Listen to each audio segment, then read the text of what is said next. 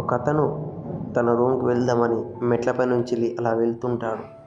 పాపం తను అంధుడు, తన కళ్ళు కనబడాయి. అతను ఎలాగైనా తన రూమ్లోకి మెల్లగా వెళ్దామని అనుకుంటాడు. అయితే కొంత దూరం వెళ్ళిన తర్వాత ఆయనకు ఏదో ఆలోచన వస్తుంది.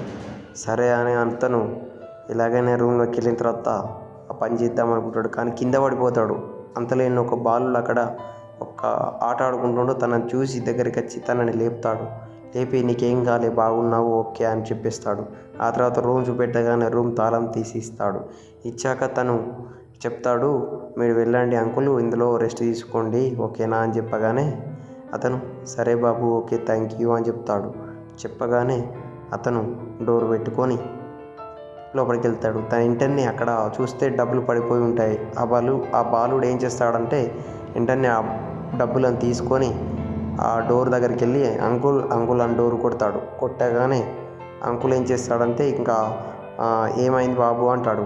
అంకుల్ మీ డబ్బులు పడిపోయినాయి, తీసుకోండి అని అనగానే అరే మీరు చాలా మంచోని బాబు, తీసుకో అని ఇస్తాడు. కానీ అతను నేను తీసుకోను అంకుల్, నేను ఇలాంటి అని అనలే. సరే నువ్వు గ్రేట్ బాబు అది ఇది అని చెప్తాడు. ఈ బాటల కోసం ఒక లైక్ చేసుకోండి.